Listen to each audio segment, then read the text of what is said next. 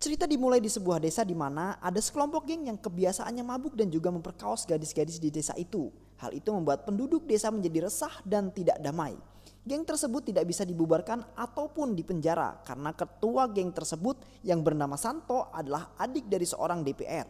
Sehingga suatu hari ada seorang ayah dan gadis yang melapor ke kantor polisi karena anak gadisnya telah diperkaos oleh Santo. Tetapi bukannya mengurus laporan itu, polisi malah berkata jika ia tidak ada wewenang untuk mengusut laporan ini. Mendengar hal itu, si ayah korban sangat kecewa dengan kepolisian. Walaupun ia mencoba melapor ke kantor polisi yang lain, tetap saja ia tidak mendapat respon yang baik.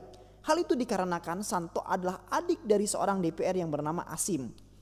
Di mana saat ini ia sedang berkampanye untuk pemilu yang akan datang. Santo pun ikut berpartisipasi dalam kampanye tersebut. Dan malangnya Santi seorang gadis yang tengah lewat dipaksa berhenti dan mereka perkaos secara bergilir tanpa kenal ampun.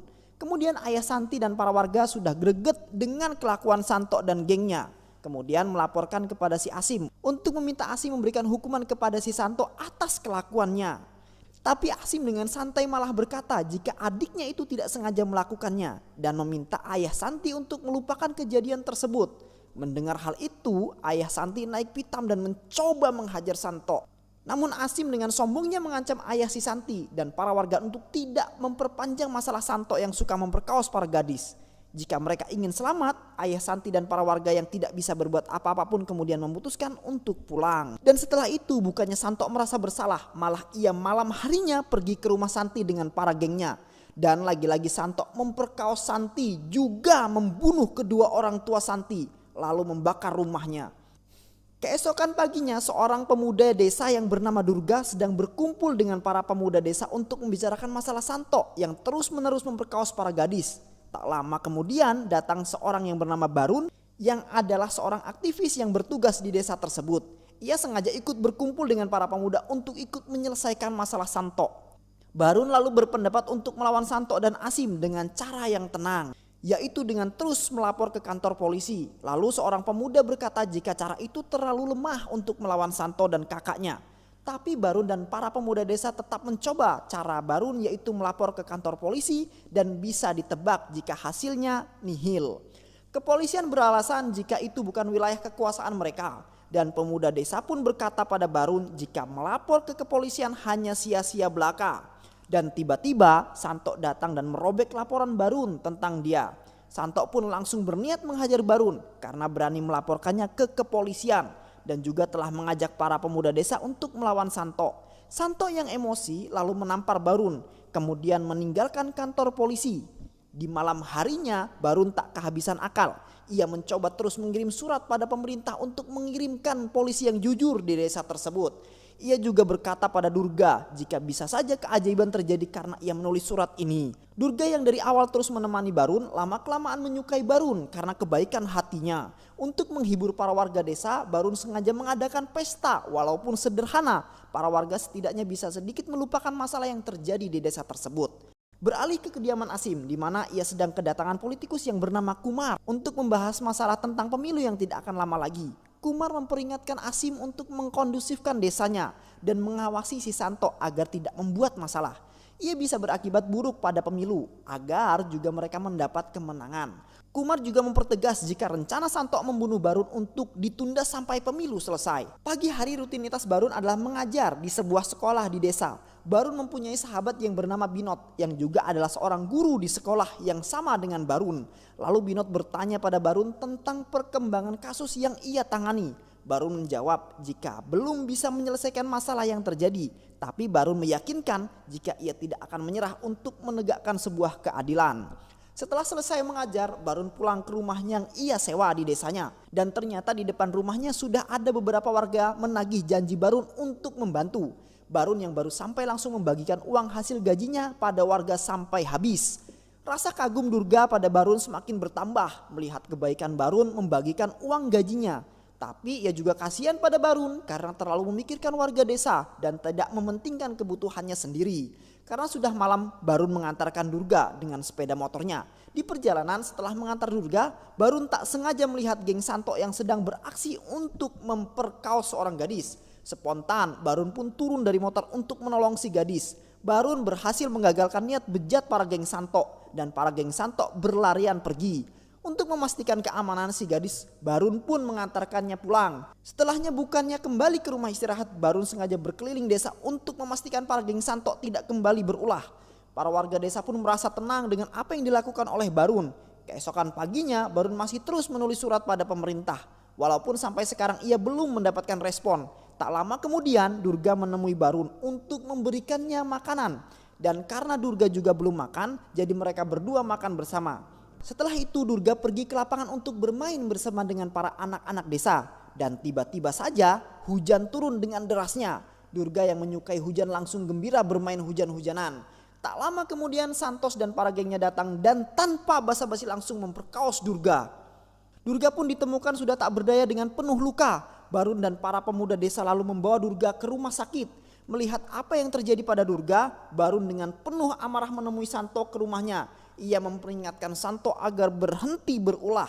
Jika tidak, ia akan memprovokasi warga desa untuk melawan Asim dan Santos. Setelah mengatakan itu, Barun pun pergi. Kemudian Barun dan para pemuda desa mulai bergerak dengan menempelkan pamflet di semua sudut desa yang berisi ajakan agar para warga berkumpul. Melihat ajakan itu, para warga desa pun berkumpul di tengah derasnya hujan. Lalu dengan tegas Barun berdiri di hadapan para warga dan menyorakan para warga untuk bersatu melawan dan menghentikan geng Santo yang terus-terus memperkaos anak gadis di desa. Tidak semua gadis di desa akan kehilangan masa depan, ucap Barun. Warga desa pun setuju dan kemudian mereka semua berdemo ke kantor polisi untuk mengusut kejahatan yang telah dilakukan oleh Santo dan gengnya. Para awak media pun menyoroti hal tersebut. Mendengar berita itu, kepolisian pusat akhirnya turun tangan untuk mengusut kebenaran kasus Santo. Para kepolisian dari pusat pun menginterogasi para warga desa yang menjadi korban dari kejahatan Santo dan para gengnya, dan tak butuh waktu lama kepolisian pusat akhirnya menangkap Santo dan para gengnya. Kemudian Asim pun menjenguk Santo di penjara dan ia berniat membebaskan adiknya. Asim dan Santo yang tersulut amarah dan dendam merencanakan pembunuhan pada Barun karena telah berani membuat Santo dan gengnya di penjara. Malam harinya Asim mengirim pembunuh bayaran yang telah disewa untuk menghabisi nyawa Barun. Barun yang baru selesai mengajar seperti biasa pulang dengan naik kereta. Setelah turun dan dari kereta, Barun berencana mengambil sepeda motor yang ia titipkan. Saat sedang berjalan, tiba-tiba saja ada dua orang yang mendatangi Barun lalu menembak tubuh Barun sebanyak 2 kali. Hal itu menyebabkan Barun meninggal seketika. Keesokannya, para warga yang mendengar kematian Barun pun beramai-ramai mengantarkan jenazah si Barun. Lama dari itu, Binot yang mengetahui tentang kematian Barun lalu memutuskan untuk pindah ke desa di mana Barun bertugas. Sesampai di desa, Binot bertemu dengan salah satu warga di mana anaknya menjadi salah satu korban Santos dan para gengnya. Binot pun semakin ingin tahu perjuangan yang selama ini Barun lakukan. Binot lalu ikut berkumpul para warga desa yang diketahui oleh Durga, di mana Durga mengerti perjuangan seorang Barun. Mengingat kenangan baru membuat Durga berlinang air mata. Setelah itu para warga dan Durga memutuskan untuk demo memprotes pengusutan kematian Barun. Para polisi yang melihat banyaknya para warga desa yang ikut demo lebih memilih menghindar. Malam harinya Binot, Durga dan beberapa pemuda berkumpul untuk membahas kelanjutan rencana apa yang akan mereka lakukan ke depan. Pagi harinya kabar duka kembali menyelimuti desa di mana Santos dan para gengnya telah dibebaskan bersyarat atas uang jaminan yang Asim bayar. Durga dan Binot yang melihat Santos dan gengnya hanya bisa berkata, jika inilah negara kita, bahkan hukuman pun bisa dibeli. Kekuasaan dipegang oleh siapapun yang kemudian memiliki uang. Dengan semangat yang membara, Binot lalu berdiri di hadapan para warga dan memprovokasi para warga untuk warga tidak tinggal diam jika ada yang berbuat kejahatan dan sama-sama berjuang untuk menegakkan sebuah keadilan. Santos and the gengnya melihat Binot sedang memprovokasi warga pun langsung menghampiri Binot dan memukuli Binot sampai tak berdaya. Dan parahnya lagi, Santos dengan santainya buang air kecil di hadapan Binot. Melihat Binot diperlakukan seperti itu, para warga hanya bisa diam karena takut mengalami hal yang sama. Namun tak disangka ada seorang pria yang membantu Binot bangun. Pria itu bernama Duta. Duta lalu menemani Binot ke kantor polisi atas apa yang telah dilakukan Santos dan para gengnya pada Binot. Di 3 kantor polisi yang berbeda, laporan Binot tidak direspon dengan alasan kepolisian di sana tidak punya wewenang untuk menangkap Santos dan gengnya. Duta yang mendengar hal itu dengan marah menghajar para polisi itu dengan menegaskan jika mulai hari ini dia yang akan memimpin kepolisian di 3 wilayah itu. Setelah para warga menemui Duta untuk melaporkan kasus pemerkosaan yang dilakukan oleh Santos dan gengnya, lalu datanglah Durga dan Binod yang meminta Duta untuk menyelidiki kematian Barun. Namun Duta mengatakan jika itu bukanlah hal-hal yang mudah, apalagi ia hanyalah polisi yang ditugaskan dan mempunyai atasan yang harus dipatuhi. Mendengarnya Binod dan Durga pun merasa sedih. Tapi Binod tak putus asa, ia mencoba pergi ke kota dan menemui beberapa stasiun berita untuk mengangkat cerita Barun sebagai pejuang keadilan. Namun semua stasiun berita itu menolak jika mengangkat cerita seorang aktivis biasa tidak bisa membuat berita yang mereka jual naik. Dengan rasa penuh kecewa, Binod pun kembali ke desa, berpindah di kediaman Asim dan Santos, di mana Duta yang datang ke rumah mereka untuk minum dan mengobrol bersama. Lalu tiba-tiba Duta bertanya kepada Asim dan Santos apa alasan mereka membunuh Barun. Namun dengan muka tanpa dosa, Asim dan Santos mengatakan mereka tidak terlibat sedikit pun atas kematian Barun. Mendengarnya, Duta berpura-pura percaya dengan Santos dan Asim, padahal Duta telah tahu yang sebenarnya. Kemudian di sisi lain, di mana salah satu geng Santos yang bernama Haran sedang mengendari motor. Namun saat ia akan melewati pohon, seketika kepalanya terputus. Ia pun meninggal di tempat. Keesokan harinya para polisi datang ke TKP untuk menyelidiki kematian Haran. Santos terkejut melihat kematian salah satu anggota gengnya. Asim dan Santos pun lalu mendesak Duta untuk segera mencari tahu penyebab kematian Haran.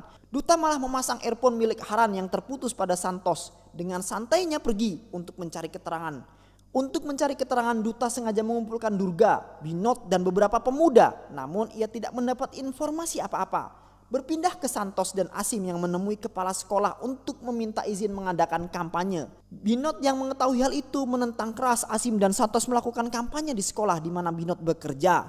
Namun hal itu tidak dipedulikan oleh kepala sekolah yang tetap membiarkan dan mengizinkan Santos dan Asim berkampanye. Binod yang melihat kampanye itu dengan sengaja mematikan sambungan listrik untuk menggagalkan kampanye.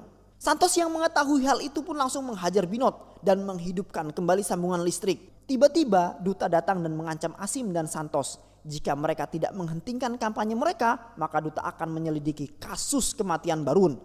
Mau tidak mau, Asim dan Santos kemudian membubarkan kampanye mereka. Melihat apa yang dilakukan oleh Duta, Binod pun mengucapkan banyak terima kasih pada Duta. Keesokan malamnya, Asim dan Santos mengadakan pesta besar-besaran di mana mereka mengundang semua orang termasuk dengan Duta. Mereka pun mabuk dan menari bersama. Setelah itu, Asim dan para gengnya memutuskan untuk pulang karena pesta sudah selesai. Namun saat akan menaiki mobil, ada seorang misterius melewati Asim dan Santos. Mereka pun tak memperdulikan si pria misterius itu dan bergegas masuk ke mobil. Seperti biasa, Asim naik mobil bersama dengan Santos. Sedangkan gengnya yaitu Sekar dan Kolei masuk ke mobil satunya. Dan belum sempat Sekar dan Kolei menjalankan mobilnya, tiba-tiba saja mobil itu meledak yang mengakibatkan nyawa Sekar dan Kolei melayang di tempat. Pagi harinya, Duta dan para polisi pun menyelidiki TKP dan salah satu polisi menemukan sebuah tombol bom rakitan. Kejadian pengeboman ini adalah pertama kali terjadi di desa. Pada siang harinya, Asim, Santos dan para anak buahnya sedang membawa senjata ilegal. Namun di pertengahan jalan mereka harus berhenti karena ada Duta dengan santainya malah tidur di atas motornya. Tanpa basa-basi, Duta langsung menggeledah barang bawaan Asim dan Santos. Dan benar saja, Duta menemukan senjata ilegal. Untuk membungkam Duta, Asim pun menelpon kepolisian yang melindungi dirinya, lalu memberikan telepon itu kepada Duta. Dalam telepon, kepolisian mengatakan pada Duta agar tidak usah mengusut senjata ilegal itu. Setelah menutup telepon, Duta malah menyita senjata ilegal milik Asim dan Santos. Tanpa memperdulikan peringatan dari atasannya, berpindah di sebuah hutan. Pada malam hari, ada seorang wanita yang sedang berjalan sendirian. Di waktu yang sama, ada Gayan, yaitu salah satu anggota geng Santos. Melihat seorang wanita yang berjalan sendirian, membuat Gayan berniat memperkaosnya. Namun tiba-tiba saja wanita itu menghilang dari pandangan Gayan. Tanpa Gayan sadari, wanita itu sudah ada di belakang Gayan. Dan saat Gayan berbalik, dengan cepat wanita itu menusukkan pisau pada Gayan. Setelah kematian Gayan, para polisi datang ke rumah Asim dan Santos guna menjaga Santos dan Asim. Karena dikhawatirkan Santos adalah target berikutnya yang akan dibunuh. Di sisi lain, Duta yang sedang menjemur baju dan tidak sengaja kawat jemurannya mengenainya. Ia pun terlintas jika mungkin saja pembunuhan Haran dilakukan dengan kawat. Untuk memastikannya, Duta sengaja ke tempat kejadian pembunuhan Haran dan benar saja ia menemukan kawat yang dipasang di sebuah pohon. Ia pun menyelidiki jenis kawat itu pada pedagang kawat. Setelahnya Duta pergi ke sekolah di mana Binod mengajar. lalu mengajak Binot mengobrol berdua di jalan. Binot bertanya pada Duta apa alasan Binot tetap tinggal di desa itu. Binot menjawab jika ia berniat mencari siapa pembunuh Barun. Sesampainya di rumah Binot, Duta berkata jika pembunuhan geng Santos terjadi akhir-akhir ini membuat kepolisian menjaga ketat rumah Santos. Dalam hati Duta, ia mencurigai Binot adalah dalang dari semua kasus pembunuhan geng Santos. Lalu Duta memutuskan untuk pulang. Keesokan harinya di desa akan mengadakan acara pesta tahunan. Di sisi lain saat semua orang sibuk mempersiapkan acara, Duta malah pergi ke rumah Binot dan menggeledah kamar Binot untuk mencari tahu apa yang akan Binot lakukan selanjutnya. Tak sengaja Duta melihat sebuah topeng di kamar Binot yang biasanya ia gunakan ketika Binot menari. Malam harinya acara pun dimulai, dibuka dengan tarian para penari yang memakai topeng. Asim dan Santos pun hadir dan menjadi tamu VIP. Namun tak disangka salah satu penari mendekati lalu menariknya ke atas panggung dan menusukkan sebilah pisau pada perut Santos. Melihat hal itu, para warga desa pun histeris dan berlari menjauhi panggung. Duta pun dengan sigap menarik penari yang telah membunuh Santos. Duta lalu menyuruh penari itu melepaskan topengnya untuk benar-benar memastikan jika itu adalah Binot. Dan benar saja ketika penari membuka topeng, terlihatlah wajah Binot. Dan terungkaplah jika yang membunuh Haran, Sekar, Kole, Gayan adalah Binot. Ia telah merencanakan balas dendam itu untuk membunuh semua anggota geng Santos dan juga Santos sendiri. Duta yang sudah mengetahui hal itu bukannya menangkap Binot, malah membawanya pergi dengan motor ke tempat yang jauh. Binot pun pasrah bahkan jika harus dibunuh oleh Duta. Tapi Duta malah berkata jika Binot sebenarnya kau adalah orang yang baik dan aku tidak bisa membunuhmu. Duta pun lebih memilih meninggalkan Binot dan pergi. Dan film pun selesai.